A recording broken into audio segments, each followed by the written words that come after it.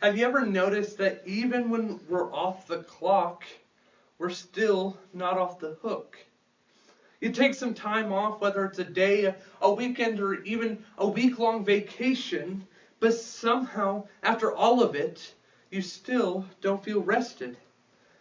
You lie down after your vacation, but your mind continues to race. You turn off your computer after work, but your phone buzzes nonstop.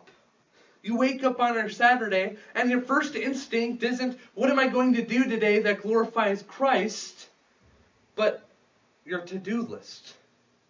Somewhere along that line, we started believing that our worth is measured by our output. That if we aren't constantly producing something, we're falling behind. But let me ask you something. If God created the universe in 6 days and then chose to rest, what makes us think that we're above that? Today I want us to rediscover what I like to call the sacred stop. Because biblical rest is a sacred invitation from God to trust, to rest, and be renewed in Him. And we see this in the way that God modeled rest as sacred. In Genesis 2, verses 2 through 3, it says, on the seventh day, God finished His work, and then He rested. God blessed the seventh day and made it holy. God didn't rest because He was tired. I mean, He's an infinite being. He rested because creation was finished. He was setting a rhythm, a pattern for His people. He was saying that rest isn't laziness. It's a form of worship. It's saying that I am not God. That the world is going to continue to work around me. And that is okay. A.J. Swoboda once said, Sabbath is a weekly reminder that we are not what we do, but we are who we are loved by. When we rest, we mirror the Creator. We honor God not just in our work, but in our willingness to stop. That's true trust, because God commanded rest as trust. In Exodus 20, God said, remember the Sabbath day, to keep it holy. He didn't suggest it.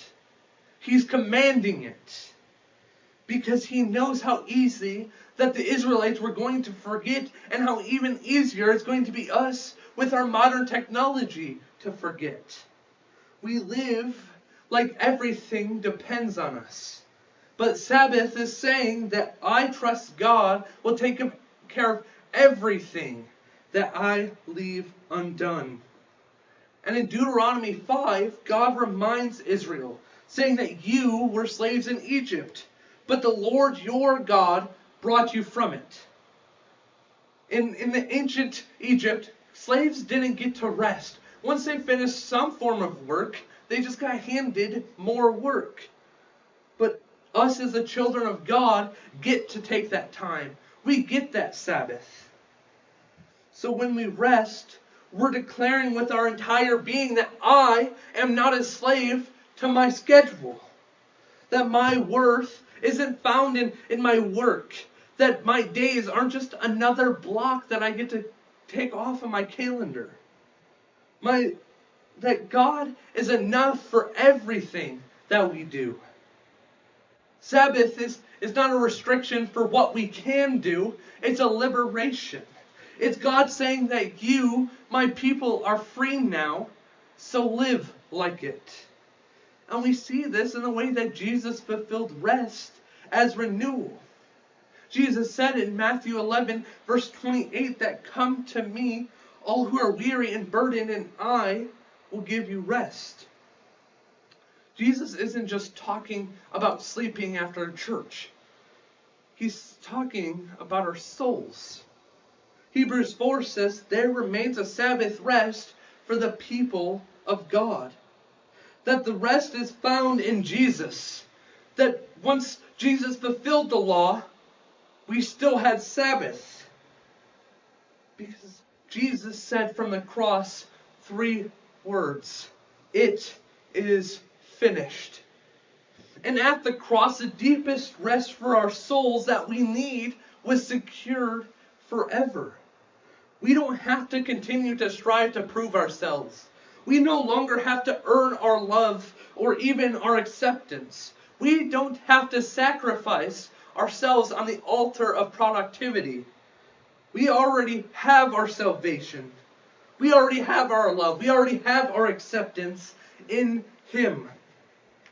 So maybe you're tired, not just physically, but deep in your soul. Jesus says, "Come to me. Lay down your weight. Stop striving. Rest in my grace."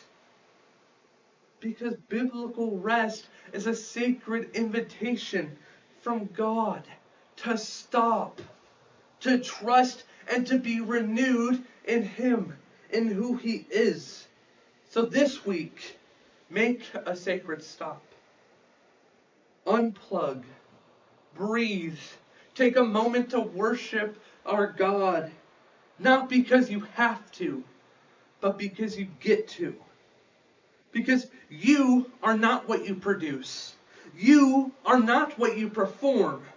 You are God's beloved. And in Him, you are enough. Thank you.